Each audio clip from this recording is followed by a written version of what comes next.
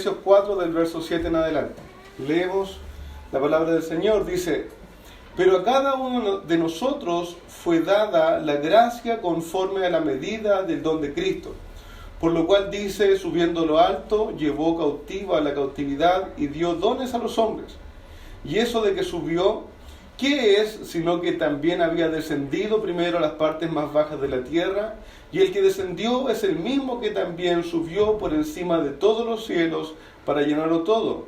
Y él mismo constituyó a unos apóstoles, a otros profetas, a otros evangelistas y a otros maestros, a otros pastores y maestros, a fin de perfeccionar a los santos para la obra del ministerio, para la edificación del cuerpo de Cristo, hasta que todos lleguemos a la unidad de la fe y del conocimiento del Hijo de Dios, a un varón perfecto a la medida de la estatura de la plenitud de Cristo, para que ya no seamos niños fluctuantes, llevados por doquier todo viento de doctrina, por estratagemas de hombre que para engañar emplean con astucia las artimañas del error, sino que, siguiendo la verdad en amor, crezcamos en todo en aquel que es la cabeza, esto es Cristo, de quien todo el cuerpo bien concertado y unido entre sí, por todas las coyunturas que se ayudan mutuamente, según la actividad propia de cada miembro, reciben su crecimiento para ir edificándose en amor. Vamos a orar. Señor bendito, Padre celestial, Rey de toda gracia, misericordia, le rogamos tu dirección en esta tarde ya para ver su palabra. Señor, en este tiempo que siempre es breve, Señor, queremos pedirte que tú nos enseñes, Señor. Quiero rogarte por la iglesia y por mí, Señor, que podamos, Señor, encontrar enseñanza, instrucción para nuestras vidas, Señor. Pero una instrucción real, Padre celestial, una instrucción cierta que vaya transformando nuestras vidas. Padre celestial, te ruego, Señor, que nos libre de ser oidores olvidadizos. Señor, yo realmente te ruego, Señor, que no nos permita, Señor, escuchar más de tu palabra sin estar poniéndola en práctica. Padre celestial, pon en nosotros un deseo ferviente por obrar y vivir y ver la vida según tu palabra. Padre celestial, yo te ruego por la iglesia y por mí, Señor, para que juntos, unánimes, vayamos siendo edificados. Señor, qué edificación más sin sentido y frustrante es cuando se edifica por años y no haya un aumento de altura, de crecimiento, de porte. Ayúdanos a ser edificados de una manera cierta, en que se vaya evidenciando el crecimiento, en que alcancemos madurez, en que seamos transformados a la imagen y la plenitud de nuestro Señor Jesucristo. Padre celestial, ayúdanos. Líbranos de la indiferencia. Líbranos, Señor, de la frivolidad. Líbranos, Señor, de la religiosidad, que es una peste, Señor. Líbranos de ser religiosos, de estar escuchando estas palabras, de tu palabra, Señor, con un corazón poco sincero, Señor, que en realidad no pretende cambiar. Padre celestial, yo te ruego por tus hijos aquí presentes, Señor, que tú nos transformes, nos exhortes y nos cambies en este día. Oramos en el nombre del Señor Jesús. Amén. Bien, ¿cierto? Yo sé que mis hermanos ya han expuesto los versículos, ¿cierto?, anteriores a lo que yo voy a ver, pero como siempre introduciendo, entendiendo que todo el texto tiene un hilo, vamos a ir un poco repasando rápidamente. Desde el verso 7, ¿cierto? Dice: pero a cada uno de nosotros fue dada la gracia conforme a la medida del don de Cristo, ¿cierto? Aunque en este capítulo 4 se va a estar hablando de la unidad, parte Pablo hablando de la unidad, de guardar la unidad, de este vínculo, ¿cierto? Esta unión que se fortalece, que se ve a través de la humildad. Siempre en la Biblia la iglesia va a ser una unidad en diversidad, una unidad en propósito, una unidad en origen, una unidad en fe, una unidad en quién es la fuente, una unidad en la palabra. Pero hay una diversidad de personas que el Señor ha unido. Hay una diversidad de realidades en las cuales el Señor nos ha llamado, y también una diversidad de capacidades y de funciones que el Señor nos ha dado en medio de la iglesia. No hay dos grupos, hermano amado, y esto debe ser un cambio radical en nuestras mentes. En la iglesia no hay dos grupos, uno que predica y otro que escucha. Eso es una mentira. Eso es una religión muerta, falsa. Hermanos, en la iglesia del Señor hay una diversidad de miembros en que todos ayudan mutuamente según la función de cada uno. El Señor nos ha dado una gracia común en la salvación, pero la gracia del Señor también es multiforme o literalmente multicolor. La gracia del Señor que nos da particularmente a cada uno también va obrando en cada corazón en particular.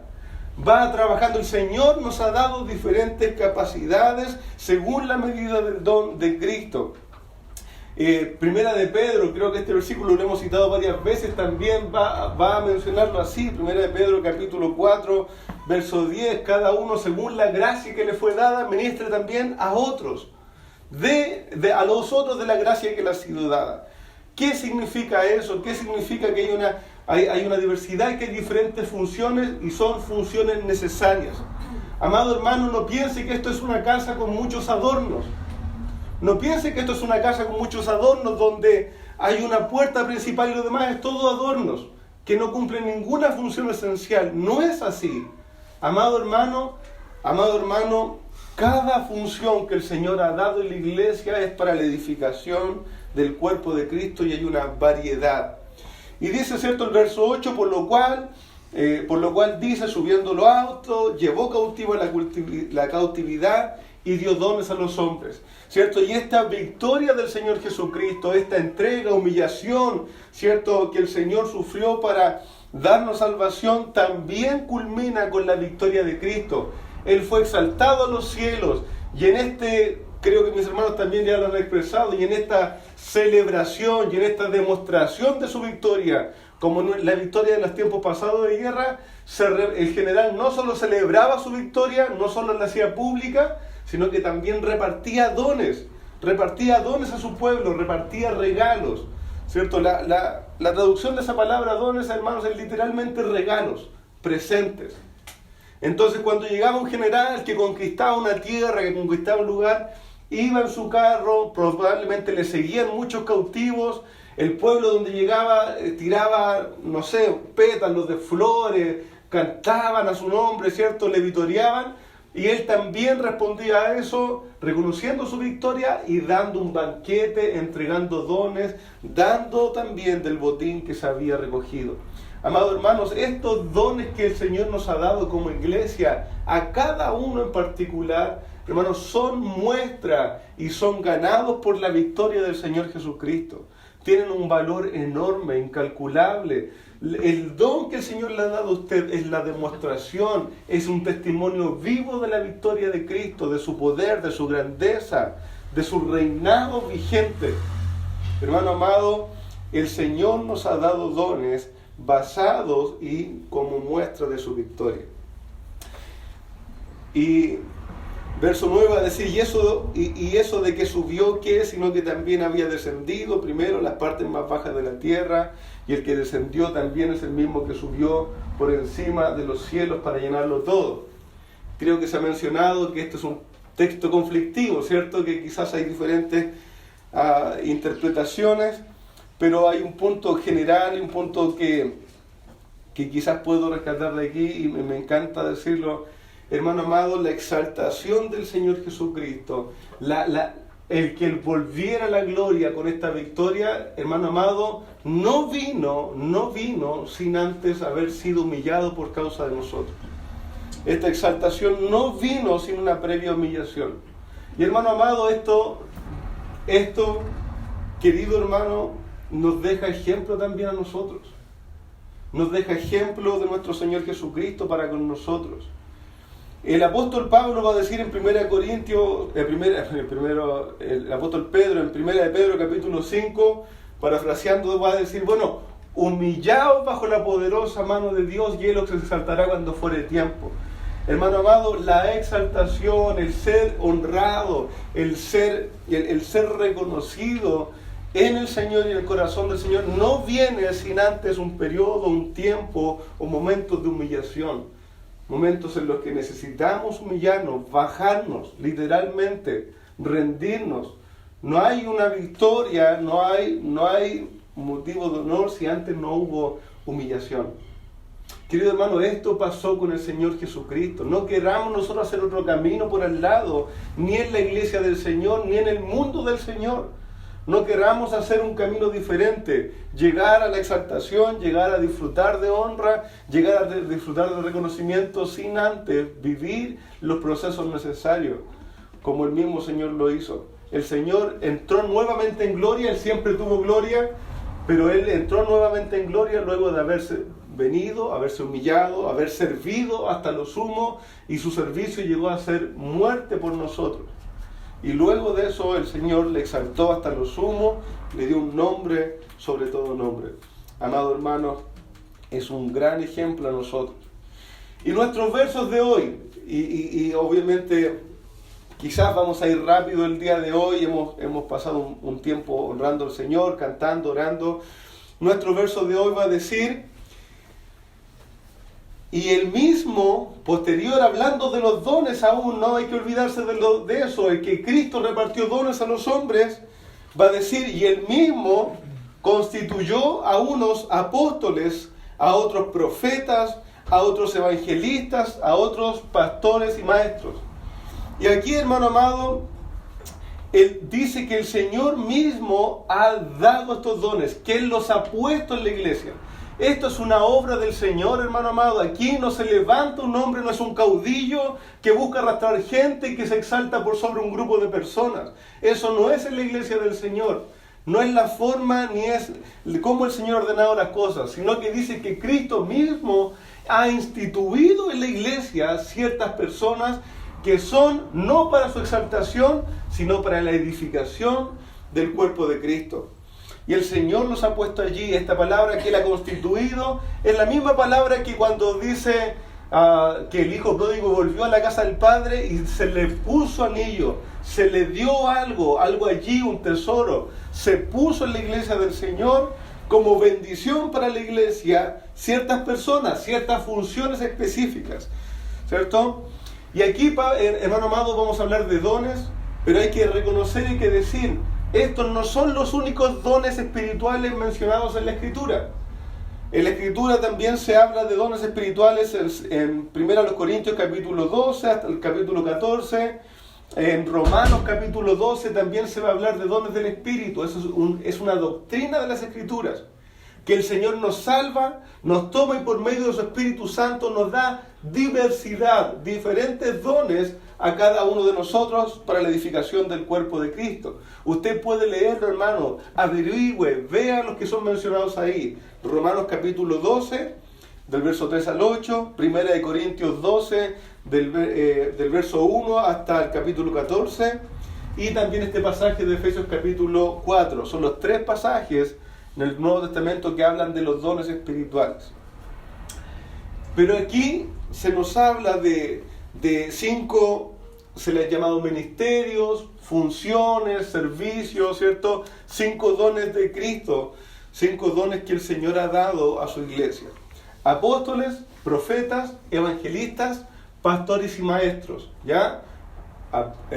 Apóstoles, profetas, evangelistas, pastores y maestros. Y vamos a ver, hermanos, porque es importante. Dice que han sido dados por el Señor para la edificación de la iglesia, para que todos crezcamos, para la madurez de la iglesia. Entonces es necesario entender estas funciones, estos ministerios. Primero que todo, apóstoles, ¿cierto? Y hermanos, amados, le pido su atención aquí. La palabra apóstol, si bien en el original, en el griego, es enviado, es un enviado, ¿cierto? Es uno que ha sido enviado con un mensaje, ha sido enviado de un Señor hacia otro. En la Biblia, en el Nuevo Testamento, se habla de Cristo como el enviado del Padre. En el griego, si nosotros podríamos leerlo, varias veces se dice que Cristo ha sido el apóstol del Padre, ha sido enviado por el Padre al mundo a dar un testimonio. Vemos que Cristo llama a un grupo especial apóstoles, Pero también vemos que la iglesia del Señor en el primer tiempo envió a algunos apóstoles, ¿cierto? Como Bernabé, en un momento se le llama a Bernabé también apóstol. Y en eso no nos tiene que traer confusión. Si bien la palabra era usada y no es solo de la escritura, un apóstol era una persona a la que yo le pasaba un mensaje y ella iba con ese mensaje a otro lado, era una palabra que se usaba. El apóstol como oficio, el apóstol como una persona que cumple una función específica, también en la Biblia es demarcado. El Señor estableció 12 hombres como apóstoles, no como el apóstol de un enviado cualquiera, sino como con una función especial. Ese grupo especial es mencionado en los evangelios como los 12 apóstoles, y también se habla de que habían ciertas marcas de los apóstoles. Cuando Judas se suicida, ¿cierto? Digamos, se suicida, los otros 11 dicen, bueno, hay que elegir uno más porque el número 12 tenían entendido que era el número que el Señor estaba usando allí, ¿cierto? De 12 personas en lo que estaba proyectando en su reino. Entonces ellos eligieron a uno más, y para elegir uno más no dijeron un cualquiera, uno que tenía mucha fe, uno de buen testimonio, sino que era uno que había estado con el Señor personalmente, que había sido testigo de la resurrección y que cumplía con ciertos requisitos. No cualquiera podía ser de ese grupo de 12 apóstoles. El apóstol Pablo en 2 Corintios va a decir que él lleva en sí mismo las marcas de un apóstol. Y va a describir ciertas marcas que eran también de un apóstol.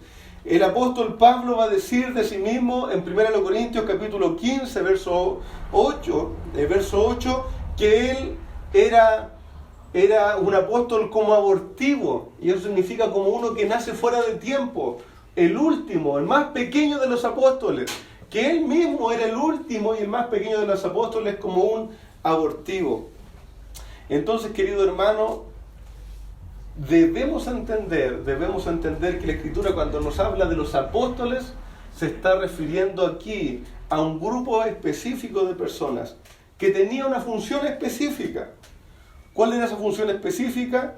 La función era dar a la primera iglesia y dejar instituida un testimonio cierto de las palabras y las enseñanzas del Señor Jesucristo para su iglesia.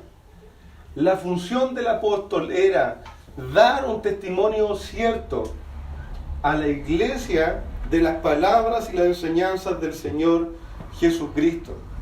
Hermano amado, y haciendo como un subpunto, por eso es tan grave que algunos hoy se llamen a sí mismos apóstoles. Por eso es grave, porque este grupo de apóstoles tenía una responsabilidad mayor. Eran quienes el Señor había instituido para extender sus enseñanzas. Lo que ellos hablaban, lo que ellos escribieron, era la extensión de las palabras del Señor Jesucristo. No podían tomar con liviandad ese ministerio y debían tener ciertas cualidades. Hermano amado, necesitaban poder cumplir con esto porque tenían una gran responsabilidad. No es una liviandad, no es un capricho, ni por revelación nosotros podemos llegar y usar nuevamente este oficio y tomarlo como algo para exaltarnos a nosotros mismos. No es el propósito del Señor. El Señor nos lo ha dado para eso. Los apóstoles tenían un don de dar buen fundamento a la iglesia del Señor. Luego va a decir que el Señor también ha dado como un don a profetas, ¿cierto? Y aquí también nosotros quizás, una iglesia bautista, ¿cierto? Puede causarnos algún resquemor. Pero el profeta básicamente es un proclamador de la palabra. En su contexto es uno que proclamaba una revelación o una palabra que viene directamente de Dios. Por el orden aquí establecido, por cómo Pablo lo menciona, probablemente nos está refiriendo a profetas del Antiguo Testamento. Porque dice que el Señor ha dado a su iglesia apóstoles, profetas, evangelistas, pastores y maestros. Se está refiriendo a personas que en el primer siglo, en la primera iglesia, el Señor, al no estar todo el canon, toda la escritura del Nuevo Testamento, el Señor aún comunicaba a ellos doctrina directamente. aún les daba a ellos palabras para la iglesia directamente, por no estar todavía todo el canon ya para toda la iglesia en general a disposición. Habían profetas entonces en la iglesia. Eso lo vamos a ver. Está en Hechos capítulo 21 y en otros pasajes vamos a ver que habían profetas en medio de la iglesia, pero que no decían cosas extrañas, sino que hablaban de parte del Señor con una conciencia muy sincera, no siempre cosas futuras, no siempre cosas que iban a venir, no siempre cosas buenas de conveniencia, sino que hablaban con fidelidad la palabra del Señor, lo proclamaban. Habían entonces evangelistas, profetas. Dice también allí, apóstoles, profetas, dice también evangelistas, ¿cierto? Un tercer ministerio. Y aquí el sentido lógico nos dice que, y la palabra misma nos dice que eran personas dedicadas a la evangelización, personas que estaban dedicadas a la evangelización, lo que hoy entenderíamos también como un evangelista, pero también quizás como un misionero, como una persona que está dada para la predicación del Evangelio. Quiero sí hacer una salvedad y quizás usted como yo no lo habíamos visto antes. Hay pocas referencias a evangelistas como lo que nosotros entendemos en la Escritura, como personas dedicadas al evangelismo. Estaban los profetas, estaban los apóstoles, pero como evangelistas solo vemos a Felipe en Hechos capítulo 21 como evangelista, ¿cierto? Y también vemos que en 2 Timoteo, Pablo llama a Timoteo a hacer obra de evangelista. Entonces, probablemente en el tiempo del primer siglo, de la primera iglesia, los que acompañaban a los apóstoles también eran llamados evangelistas, o se les daba un lugar de evangelista, a los que los apóstoles delegaban para cuidar de las iglesias o para anunciar el evangelio en algún lugar nuevo.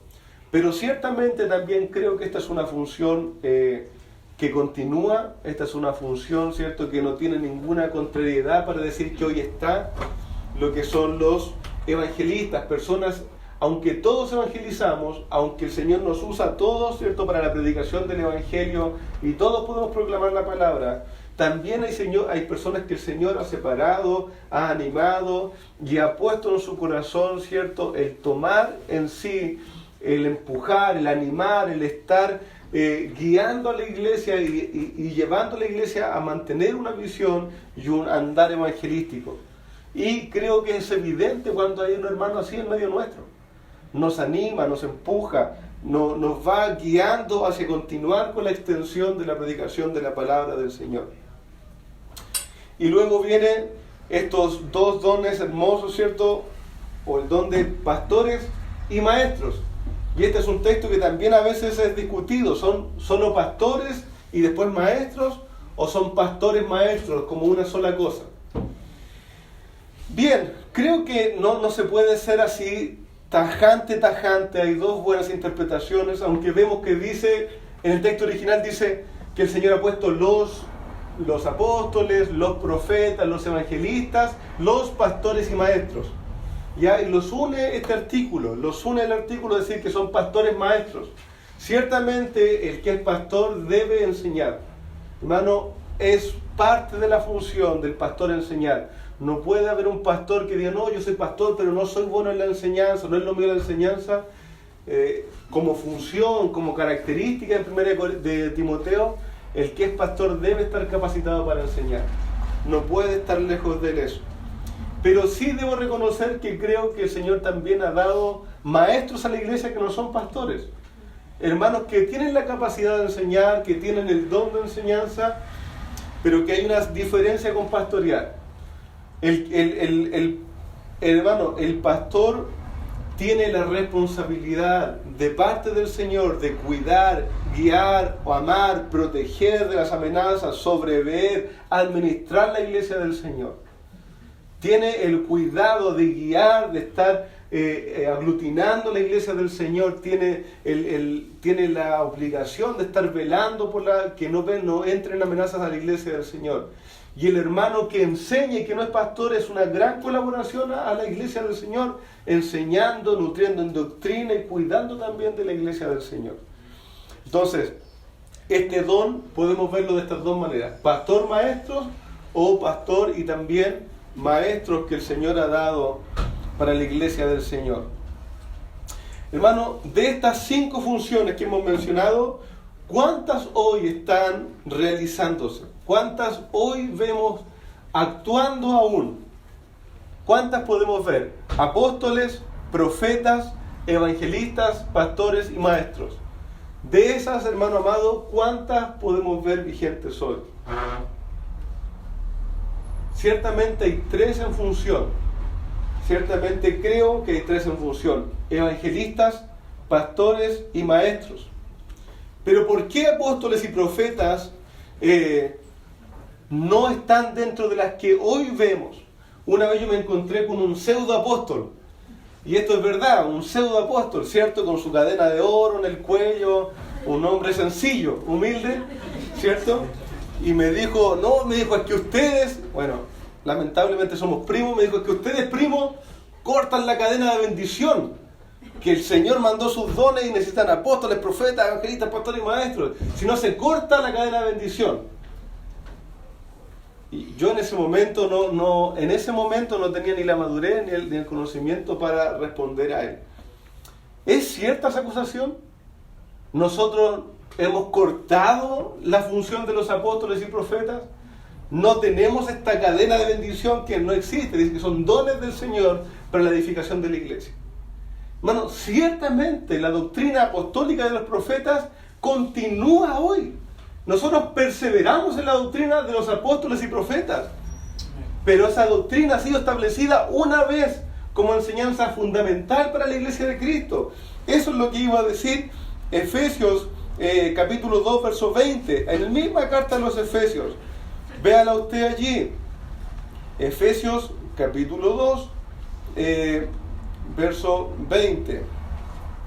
Dice, edificados, que la iglesia del Señor, que el Padre está edificando, que como iglesia somos edificados sobre el fundamento, sobre el radier, digámoslo, de los apóstoles y profetas, siendo la principal piedra del ángulo Jesucristo mismo. Hermano amado, no es cierto que nosotros no tenemos el ministerio, el servicio, la función apostólica y profética. La vivimos y aún más creo que la examinamos con mayor celo que estos hermanos, porque vamos por la gracia del Señor a cada palabra que ellos escribieron, entendiendo que es dada del Señor y queremos respetarla y queremos obedecerla y queremos instruirnos en ella. Amado, ¿quiere saber, hermano amado, usted quiere saber dónde están sus apóstoles y sus profetas? Aquí están. No necesito un hombre que busque enriquecerse, que su vientre es su propio Dios, avaro, codicioso, que venga a decirme que es apóstol y a vaciar mis bolsillos y a aprovecharse de mí y a ponerme su palabra como ley cuando el Señor ya ha dado buen fundamento a la iglesia del Señor, inamovible, santo, perfecto. Vivimos y escudriñamos la doctrina de los apóstoles y profetas, pero son dones fundacionales de un periodo de la historia en un tiempo específico con una extensión delimitada. Apóstoles del Señor, aún estaríamos escribiendo las Escrituras, aún estaríamos recibiendo nueva revelación, aún la iglesia estaría en incertidumbre. ¿Qué viene ahora? ¿Qué otra revelación va a salir? ¿Qué más hay que aprender nuevamente? ¿Es eso lo que el Señor tenía para nosotros? En ninguna manera, queridos hermanos. El Señor nos ha dado la fe dada una vez a los santos, dice Judas en su carta. La fe dada una vez a los santos. Entonces, de estos 5 ministerios, tenemos vigentes los 5. Vemos las funciones hoy activas, presentes de 3. Evangelistas, pastores o pastores maestros, ¿cierto? ¿Con qué fin tiene esto? Y voy a ir finalizando. Veo que están orando por mí, que están, ¿cierto?, allí asintiendo muy fervientemente. Pero vamos a ir finalizando, vamos a avanzar quizás algunos versículos más la próxima semana. Hermano, y esto le quiero animar. Todo esto tiene un propósito. ¿Cuál es? A fin de perfeccionar a los santos. No es para exaltar ciertas personas dentro de la iglesia.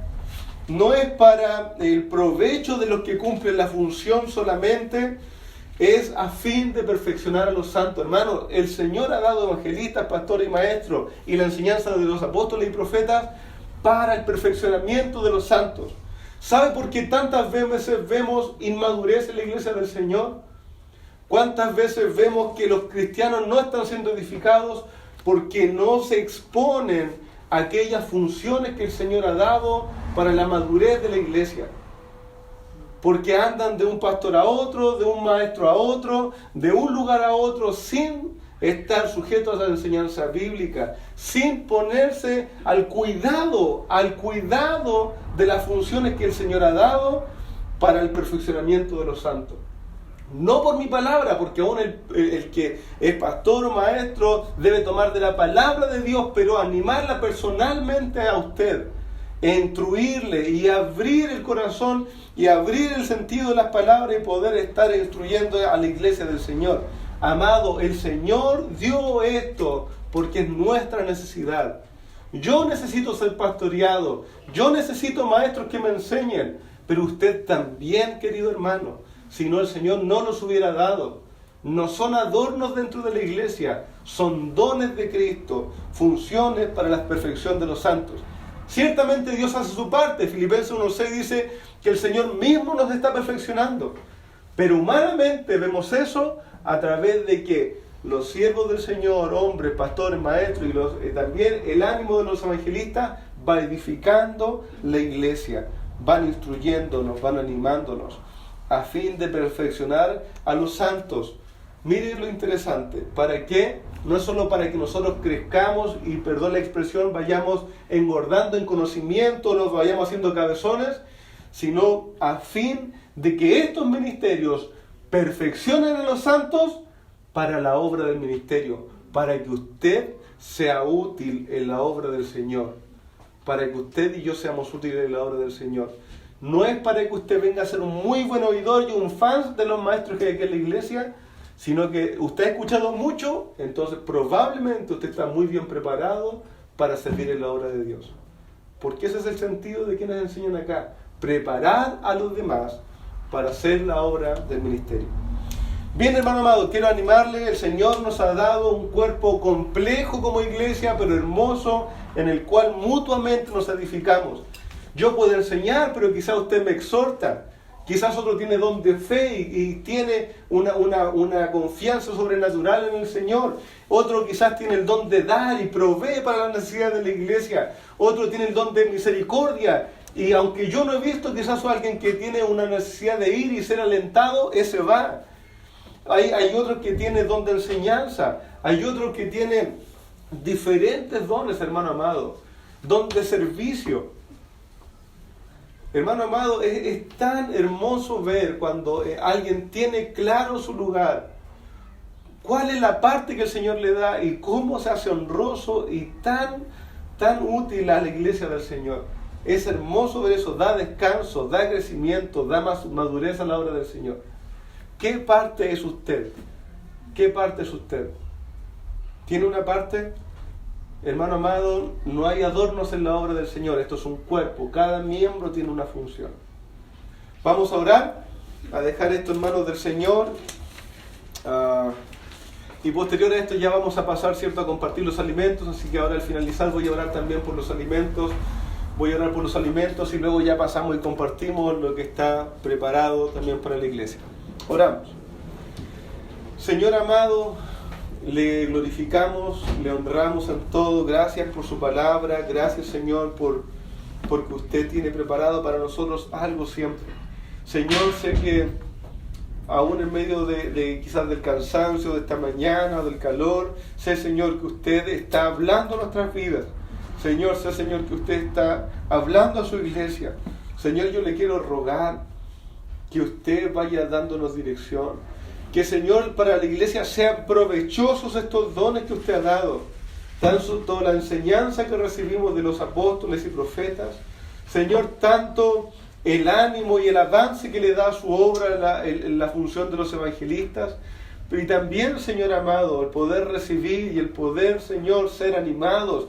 Y el poder disfrutar del don de Cristo que son pastores y maestros en la iglesia. Señor amado, yo te lo ruego, que nuestro corazón se abra a ser instruidos, a ser trabajados, a ser cambiados. Señor, necesitamos ser transformados. Y gracias, Señor, porque tú has puesto hermanos que nos edifiquen. Señor y Padre Celestial, honro su nombre. Le pido, Señor, su bendición sobre los alimentos que nos vamos a servir. Señor, los recibimos de su mano. Creemos que es su gracia, su misericordia. Le pedimos su bendición sobre ellos, Señor. Líbranos, que nos hagan bien, Señor. Te rogamos, lo tomamos con gratitud, con buena conciencia, Señor. Padre Celestial, y también te pedimos tu provisión de estos alimentos para los que les falta, para hermanos que necesitan, en países con crisis profundamente terribles, Señor, de alimentación, sea usted proveyendo para ellos también. Te agradecemos por todo este tiempo, en el nombre del Señor Jesús. Amén.